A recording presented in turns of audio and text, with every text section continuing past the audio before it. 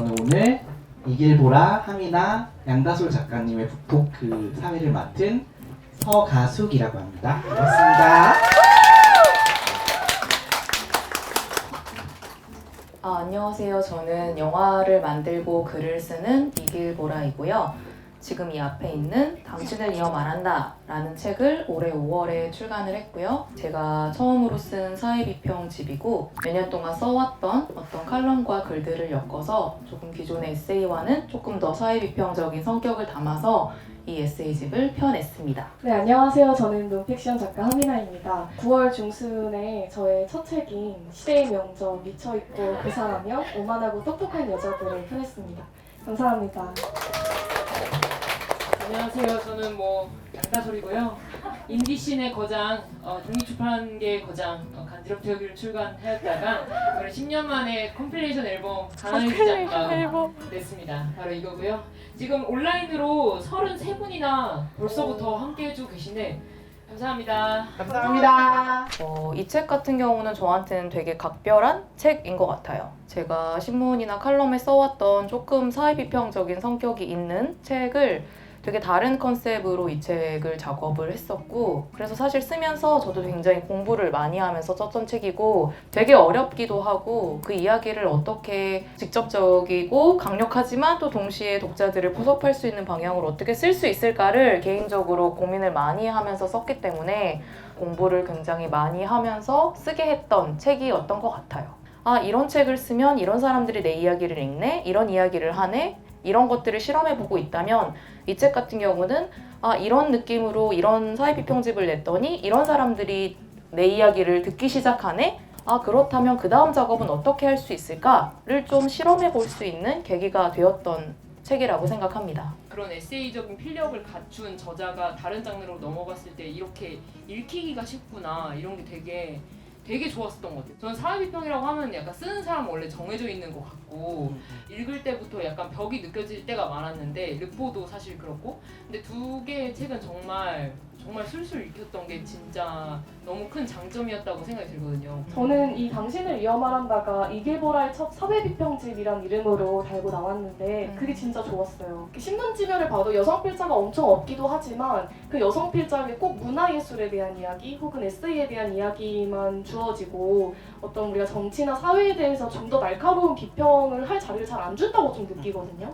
그리고 여성이 자기의 경험에서 출발해서 쓰는 어떤 사회비평이 되게 신변잡기적이고 사소한 이야기라고 생각을 하는 거예요. 근데 제가 느끼기에는 나이 든 남성 필자가 너무 쉽게 보편화한다고 저는 느끼는데, 그런 점에서 진짜 당당하게 사회비평집이라고 이름 붙여서 나오는 게 너무 좋았고요.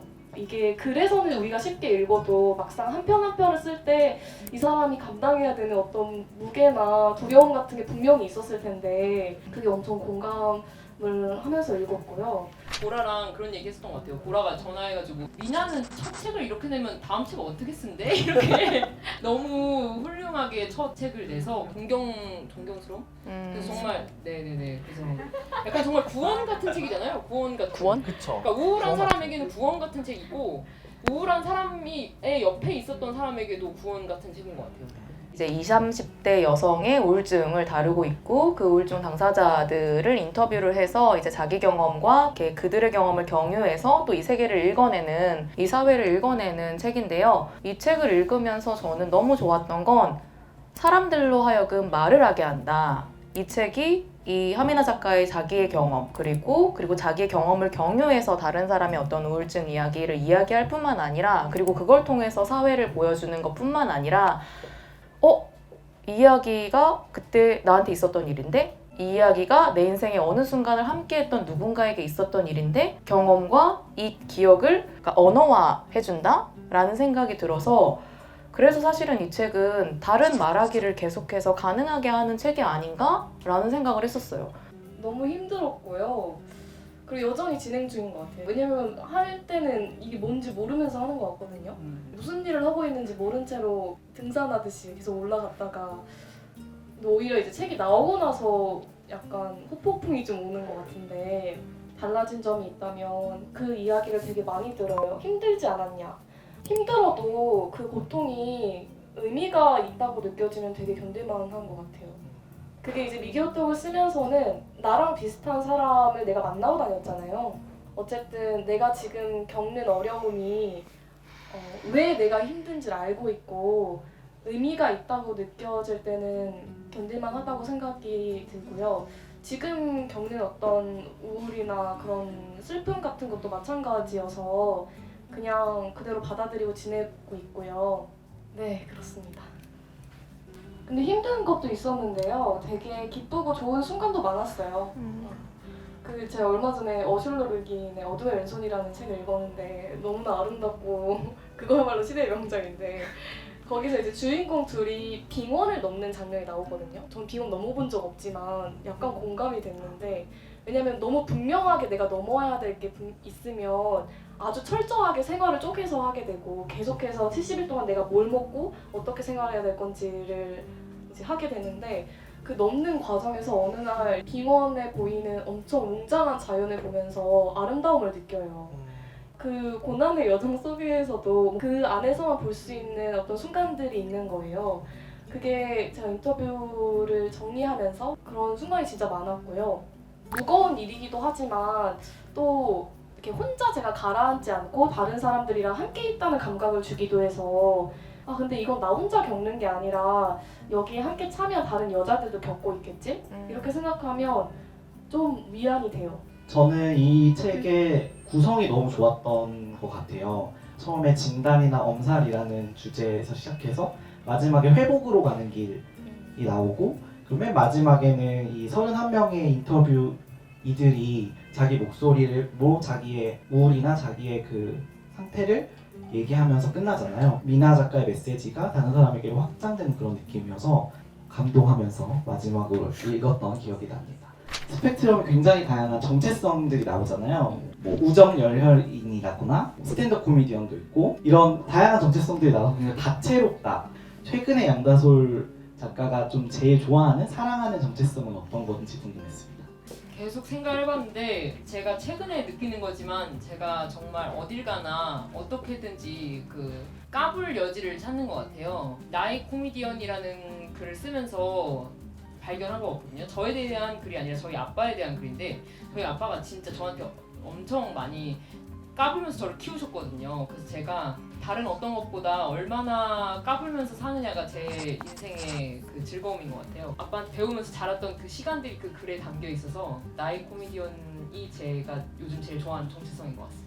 양다솔 작가의 가난해지지 않는 마음을 이제 원고 파일 형태로 추천사를 쓰게 되어서 다솔의 글을 굉장히 오랜만에 읽는다라는 느낌으로 이제 원고를 딱 폈는데 되게 놀랍다 하면서 그 원고를 후루룩 읽었던 것 같아요. 어떤 같은 이야기를 쓰더라도 양다솔의 글은 너무 웃긴 거예요. 믿으실지 모르겠지만 웃기고 싶다가 진짜 제가 하고 싶은 거였거든요. 그래서 실제로 저는 네덜란드 필름 아카데미 가서도 어떤 영상 만들고 싶냐고 하니까 진지한 거 이제 그만하고 웃음을 주는 어떤 걸 하고 싶다라는 이야기를 했었는데 저는 이번에 다솔의 글을 읽으면서 그게 너무너무 부럽다라고 생각했어요. 박장대소를 하게 만들고 너무너무 웃기다라고 생각하지만 그게 그냥 잊혀버리지 않고 날아가는 게 아니라 그 아래 계속 무언가가 남아있는 느낌?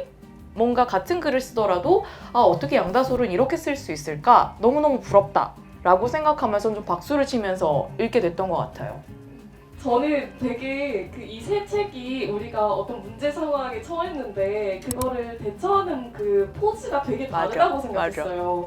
근데 무엇보다도 미개호떡과 가난해지지 않는 마음은 너무 다르잖아요. 저는 진짜 같이 울면서 이야기를 다 들어주는 그런 책이고 가난해지지 않는 마음은 너무 무거워지지 않게 맞아요. 그거를 코미디, 유머의 방식으로 표현하는 게 저도 되게 질투가 나는 그런 글이었고요. 그래서 가난해지지 않는 마음이 여러 측면에서 저는 되게 많은 독자에게 가닿을 수 있고 더 호소력이 있다고 좀 느끼기도 했는데요. 책에 보면 이제 양다솔이 자신의 위치가 어떤 불안정하고 정해지지 않았다는 그 측면에서 되게 고민하는 부분들이 나오는데 저는 그게 드러나서 좋았어요. 오히려 그 양다솔이 그 안에서 내가 어떤 직업을 가질지 앞으로 어떤 글을 쓸지를 고민하는 모습이 나와서 왜냐면 그걸 실제로 너무 많은 사람들이 고민하기 때문에 일단 회사를 내가 다닐지 안 다닐지를 고민하고 친구들한테 많이 추천하고 싶은 책이었어요. 이 두 분이 이렇게 놀라는 이유가 뭐냐면은 저희 글방을 다녔다고 해서 다 글을 잘 쓰는 애들이 맞아요. 모여 있었던 게 아닙니다. 일단 저희 넷이 손 글방에 쥐고. 앉았다라고 하면은 이 세 분한테는 뭐 예를 들면 글의 구성이나 아니면 서문만 다시 쓰면 되겠다, 아니면 결과가 좀 더 배경조사가 필요하겠다. 저한테는 세 번째 문장이 비문이다 라든지 다솔이 공부하고 와라. 띄어쓰기가 잘못되어 있다, 혹은 다솔이 화났다, 다솔이가 많이 화났고 피드백의 수준 자체가 완벽히 달랐었던. 그래서 사실 저는 글쓰기 분반해야 되는 거 아닌가, 이쪽은 구성 배우고 이쪽은 맞춤법 다시 배워야 되는 거 아닌가, 그런 생각이 들었었는데 글을 쓸 수 있었던 이유는 내가 언젠가 비문을 쓰지 않겠어 이런 목표 자체가 없었기 때문이 아닌가.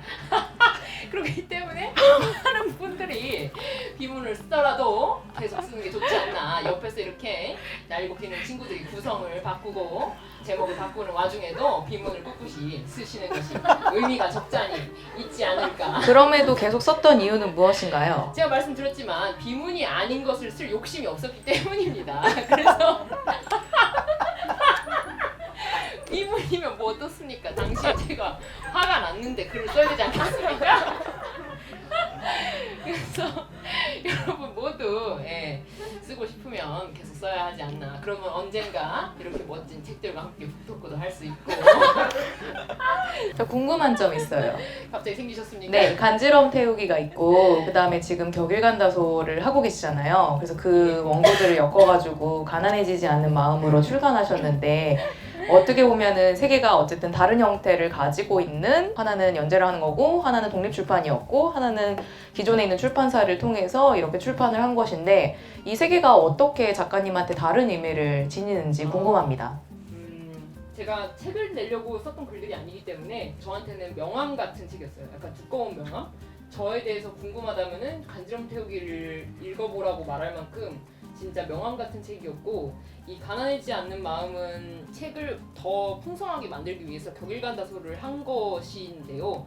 글을 너무 쓰고 싶고 연재를 너무 하고 싶어서 사실 그런 마음만으로 연재를 했다기보다는 아무도 청탁을 해주지 않고, 하지만 나는 원고를 드려야 했기 때문에 제 안에 어떤 그런 기재들을 만드느라고 연재를 했던 것인데요. 저는 연재가 너무 즐거운 경험이었어요. 그분들이 이제 10,000원을 저한테 주면은 제가 정말 이상한 글을 보내도 저한테 환불 요청을 할 수가 없거든요. 논 리펀더블 티켓을 저한테 사신 거예요. 한 달 동안 저한테 붙잡혀서 제 얘기를 들어야만 하는 사람들이 나를 기다리고 있다는 것 자체가 저한테 너무 즐거운 부담이었었던 것 같아요. 진짜 잘해야겠다는 생각이 너무 들었었던 것 같고, 근데 이 일만큼은 일이라는 생각이 전혀 안 들었던 것 같아요.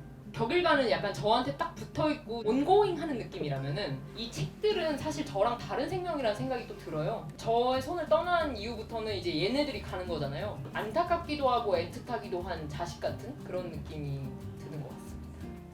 저희가 모인 글방은 이제 여러분들이 알고 계시는 어딘 글방, 저희의 이제 글을 쓰는 스승인 이 자리에도 앉아 계시는데요. 일주일에 한 번씩 글을 쓰고 이제 그 글에 대해서 합평을 하는 모임으로부터 출발을 했고요.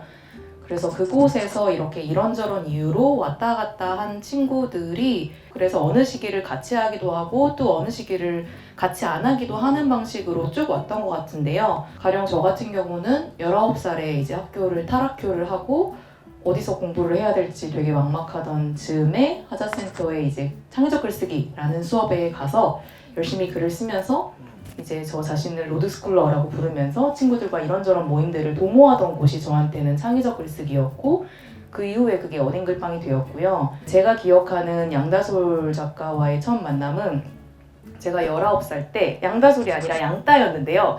이렇게 같이 글쓰기를 하다가 어느 순간 사라진 거예요. 그래서 몇 년 동안 이 친구가 사라져 있었는데 뭐 절에 들어갔다라는 어떤 그런 소문과 뭐 어떤 되게 특이한 사람이었어요. 그래서 그때 저는 양따를 기억을 하고요. 그 이후에 양따가 이제 양다솔이 되어서 다시 또 어딘 글방에 돌아왔던 순간을 저는 기억을 합니다. 저는 기억 안 나세요? 아, 네. 저는 하미나 작가도 기억이 나는데 가수기도 기억나고요. 저는 이 작가들을 다 글방에서 만났는데요. 초롱초롱한 눈을 가지고 이제 글방에 왔었던 기억이 나고 되게 글쓰기를 하고 싶어하고 이런 어떤 공동체가 필요하다 니즈를 가지고 왔던 친구로 기억을 합니다.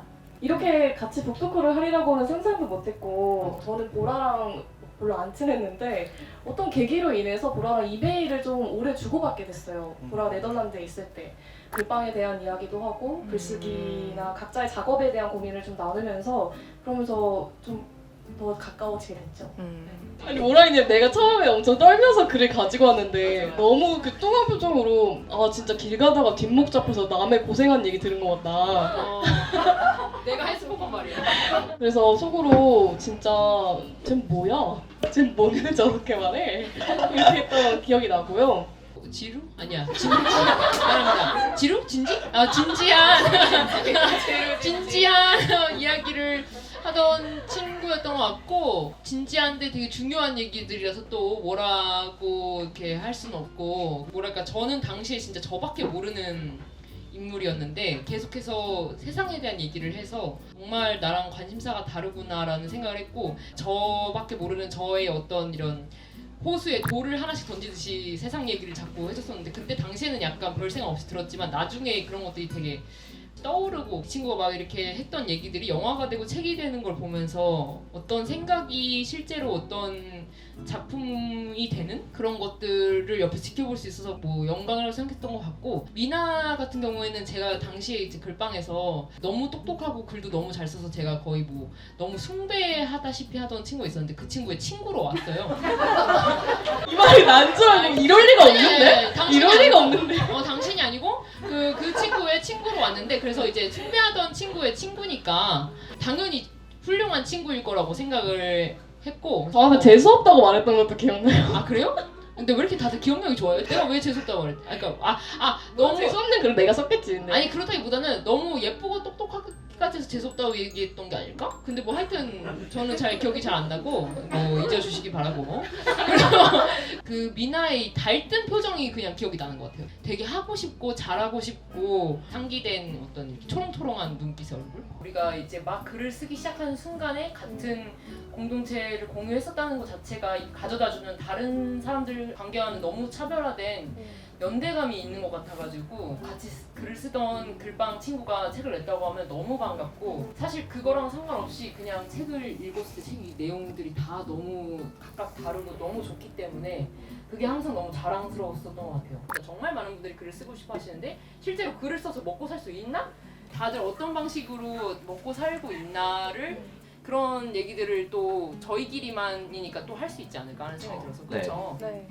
그리고 이제 셋이서 동료로서 이 북토크의 제목처럼 어떻게 같이 성장하는지에 대한 이야기를 나눠보려고 합니다. 미나님이 정말 글 쓰는 관련해서 할 수 있는 일을 다 해보셨더라고요. 각각의 배운 게 있어요. 학교에서 배운 건 공부하는 법인 것 같아요. 그러니까 자료를 모아서 그거를 압축적으로 빠른 시간에 학습하는 법을 배운 것 같고 기자 생활을 하면서는 마감하는 법 매일매일 마감을 해야 하니까 그게 되게 훈련이 됐고 저는 이렇게 빨리 책을 낼 거라고 사실 생각을 못 했거든요. 한 60 정도에 낼 거라고 생각했어요. 왜냐면 저에게는 그 글쓰기와 책을 낸다는 게 엄청 위대한 일이었기 때문에 나 같은 애는 할 수 없는 엄청 거리가 먼 일이었어요. 기자 생활을 하면서 약간의 자신감을 얻은 것도 있었고요. 이거는 내가 계속 하려나 보다. 뭐랄까 의지로 선택했다기보다는 약간 체념에 가까운 작가가 돼야지 이 생각이었는데 왜냐면 그 밖에 다른 욕망을 놓는 일이기도 하니까 되게 다양한 걸 다 쥐고 있었거든요. 옆에서 이제 하미나 작가를 지켜본 사람으로서 되게 하미나가 되게 빨리 신문 칼럼을 이렇게 쓰게 되고 큰 지면을 갖게 되고 빨리 책을 내게 되는 과정들을 보면서 되게 빠르다라는 생각을 또 했었거든요. 그러니까 물론 그전에도 계속해서 글을 써오고 공부하는 과정이 있었지만 저는 한편으로는 미나라는 사람이 어쨌든 회사에 소속되어 있는 삶에서 이제 퇴사를 하고 나서 나의 삶을 조금 더 작가적으로 어떻게 하면 글로 먹고 살 수 있는 방법을 조금 더 전격으로 고민하고 그래서 글방으로 어떤 안정적인 수입이라는 것을 만들고 그 다음에도 계속해서 어떤 우울증 관련해서 수업을 만들어서 직접 그것과 관련해서 글도 쓰고 강의도 하면서 그걸로 또 이제 자기 강의비를 스스로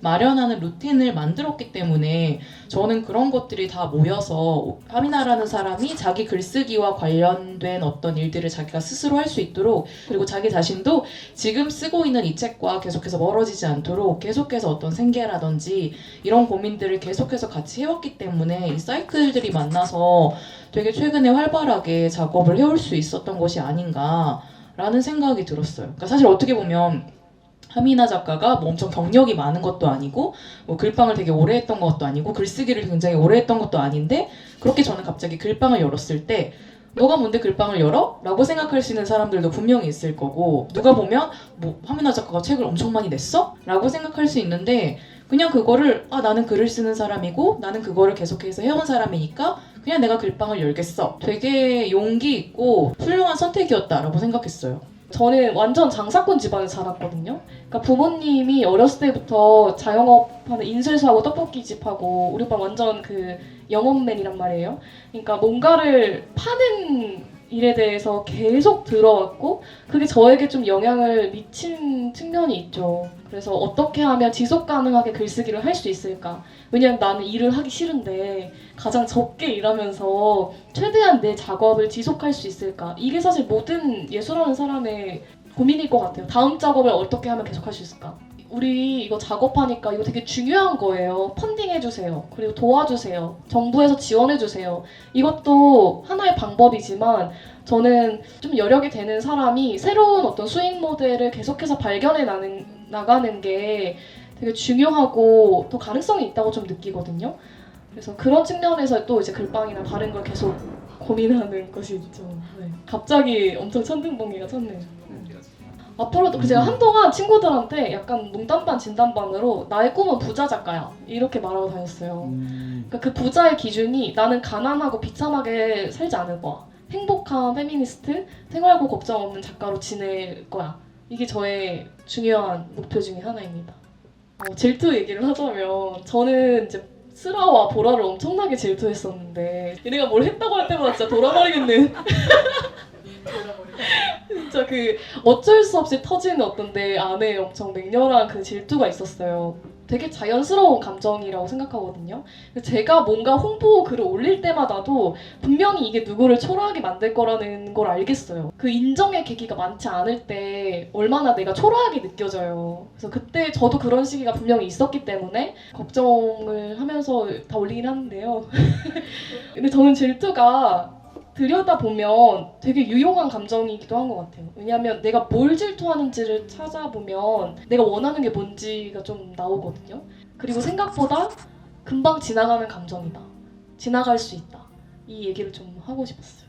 질투를 안 한다기보다 저는 약간 체념 자조파인 쪽이라서 질투를 한다고 인정한다는 것 자체가 진짜 용기가 있는 것 같아요. 아까 말씀하신 것처럼 내가 뭘 하고 싶은지 알고 그래서 그걸 잘하는 사람이 질투가 되는 거잖아요. 그쪽에는 많이 에너지를 쓰는 것 같지 않고 저한테 오히려 되게 많이 기울어져 있는 사람이긴 하지만 이런 친구들이 옆에 있었기 때문에 제가 저런 방향으로도 갈 수 있구나 이런 영향들을 받으면서 할 수 있지 않았나 하는 생각이 분명히 들어요. 저 혼자였으면 절대 못했을 것 같다는 생각이 들기 때문에 그게 이름이 질투이든 무엇이든 그랬지 않았을까 하는 생각이 듭니다. 미나 작가가 그 질투라는 감정을 들여다보는 것, 그러니까 어떤 것 때문에 내가 질투를 하고 누구를 질투하는지를 들여다보는 게 되게 중요하다라는 이야기를 했었는데 근데 저도 그런 감정들을 느꼈던 것 같아요. 가령 저는 네덜란드에서 제가 공부를 하고 있을 때 영화를 잘 만드는 사람보다는 제 주위에 있는 어떤 글을 쓰는 친구들 혹은 글을 쓰지 않아도 어쨌든 제 주위에 가까이 있는 친구들에게 늘 어떤 질투 감정을 느껴서 저는 그 멀리 있는 네덜란드에서 내가 이렇게 멀리 있고 난 지금 영화 공부를 하고 있는데 왜 나는 SNS를 보면서 한국에 있는 누군가를 질투하고 있는 것인가 이 감정은 무엇인가 그런 생각을 굉장히 많이 했었고 그때 미나 작가랑도 그런 얘기를 이메일로도 했었고 이것들을 어떻게 잘 다스릴까의 어떤 이슈도 저한테는 굉장히 중요한 이슈였던 것 같아요. 저는 그 메일 받고 너무 좋았는데 와 이길보라도 질투한대. 이길보라 정도도 질투가 하는구나. 다 하나보다. 약간 이런 미안이 좀 되는 말이었어요. 저는 어렸을 때부터 어쨌든 농인 부모에게서 태어났고 두 가지 언어를 왔다 갔다 하면서 자라났고 지금은 뭐 농인이라고 우리가 부르지만 농인이라는 말도 없었고 벙어리 말 못하는 장애인이라고 항상 불려왔기 때문에 저는 항상 제가 제 편이 되지 않으면 혹은 엄마가 내 편이 되지 않으면 우리 편이 없었기 때문에 그냥 내 편을 가장 먼저 내 자신이 되어야 된다 혹은 우리 가족이 우리 편을 먼저 들어야 된다라는 것이 살아남기 위해서 어쩔 수 없이 선택할 수밖에 없었던 방법이었고 그래서 그 이후에 제가 선택했던 어떤 것들이 저는 굉장히 자연스럽게 이게 옳아라고 당연하게 생각했던 것 같아요. 저는 사실 제가 했던 모든 작업에 그런 확신을 가지고 있는데요. 근데 그 확신을 가지고 있는 이유는 저는 최선을 다했기 때문에 그래서 그 이후에 그 작업에 대해서는 후회하지 않는 것 같아요. 이 장면이 되게 기억에 남는데요. 영화 반짝이는 박수 소리를 완성하고 나서 그 영화를 이제 완성할 때 제가 여러 가지 피칭도 하고 프레젠테이션도 하면서 그 영화의 제작 지원금을 모으고 하는 단계들이 있었어요. 그래서 그 단계를 이제 변영주 감독님이 쭉 이제 보셨는데 근데 언젠가 영화를 완성하고 나서 변영주 감독이 딱 지나가면서 그 작업에 만족해? 그래서 제가 네 2014년에 이길보라는 최선을 다했어요. 그래서 만족해요. 라고 했을 때 변현주 감독님이 그럼 됐어 하고 되게 쿨하게 넘어갔던 장면이 되게 저는 기억에 남거든요. 근데 저는 그때 제가 했던 대답도 그리고 그거를 그럼 됐어 라고 어떤 선배 영화 감독이 그렇게 말하고 넘어간 것이 계속해서 영화를 만들 거고 책을 쓸 것인데 그걸 계속해서 지켜봐주는 누군가가 있고 믿어주는 누군가가 있고 그것에 대해서 난 최선을 다했으니까 후회가 없다 라고 이야기를 하는 것을 그냥 오케이 하고 받아들인 누군가가 있다는 게 저한테는 엄청 큰 지지가 되었던 것 같아요. 저는 그 순간이 가장 기억에 남는 것 같습니다. 진짜 중요한 문제잖아요. 자기를 믿는 게 너무 어렵고 저도 여전히 저의 이슈이기도 한데요. 너무 잘 믿어 보이는 여자들이 있잖아요. 그러니까 자기를 진짜 너무 탄탄하게 이미 잘 믿고 있는 것 같다. 근데 그 여자도 그렇지 못했던 시기가 분명히 있거든요. 정말 계속 모든 걸 의심하면서 엄청 흔들리면서 한 발 한 발 조금씩 이렇게 가는 시기가 있는데 점진적인 과정을 좀 우리가 더 많이 말할 필요가 있다는 생각이 좀 들었어요. 그러니까 너무 멀리 떨어져 보이고 너무 이미 잘 믿어 보이면 나와 되게 다른 사람인 것 같거든요. 그래서 그 과정이 저는 여기에 담겨서 사실 좋다고 생각을 했거든요. 그리고 저 같은 경우에는 이 미교톡을 쓰기 위해서 어떻게 보면 그 30여 명의 여자들이 필요했던 거예요, 저에게. 내가 내 얘기를 쓰기 위해서는 이게 사소한 것 같고 엄살인 것 같고 하니까 다른 사람의 고통을 믿어주는 방식으로 그러니까 나와 비슷한 사람들의 내가 얘기를 들어주고 특히 하마글방을 하면서 이 사람들의 아직은 어설프지만 하지만 너무나 반짝이는 그런 글들에 대해서 내가 칭찬하고 믿어주고 하는 과정을 통해서 사실은 저에 대한 믿음을 역으로 좀 보존을 했던 것 같고요. 또 다른 하나는 사실 돈인데요. 저는 되게 작은 어떤 성취나 승리의 경험이 되게 중요하다고 생각해요. 그런 작은 경험들이 이제 축적이 되면서 사실 조금씩 이제 자신감이 생기는 것 같거든요. 그래서 작은 어떤 성취, 작은 그 경험들을 반복해서 조금씩 너무 나를 무리하게 밀어붙이지 않는 선에서 해보면서 연습해 가면 되는 문제이지 않을까? 이 생각이 좀 듭니다.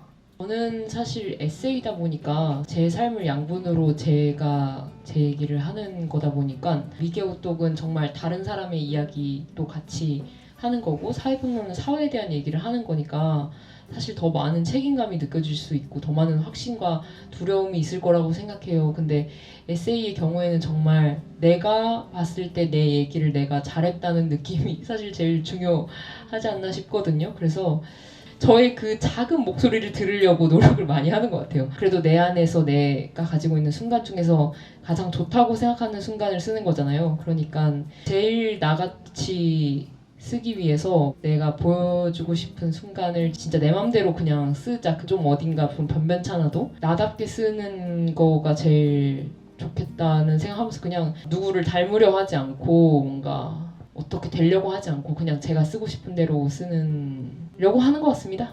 이 사회를 맡아달라고 초대를 받았는데 되게 많은 고민을 했었어요. 이 세 책이 저랑 되게 많이 연결되어 있다고 느꼈거든요. 사회적인 위치로서는 보라의 책이 그렇고 그 저의 심정이나 나의 감정 상태로는 미나의 책이 그렇고 또 다솔이의 책 안에는 드랙 퀸에 대한 얘기도 많이 나와요.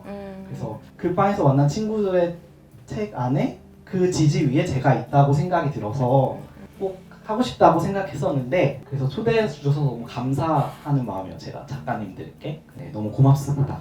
시청해주시고 네, 긴 시간 자리해주신 우리 관객분들께 너무 감사드립니다. 감사합니다.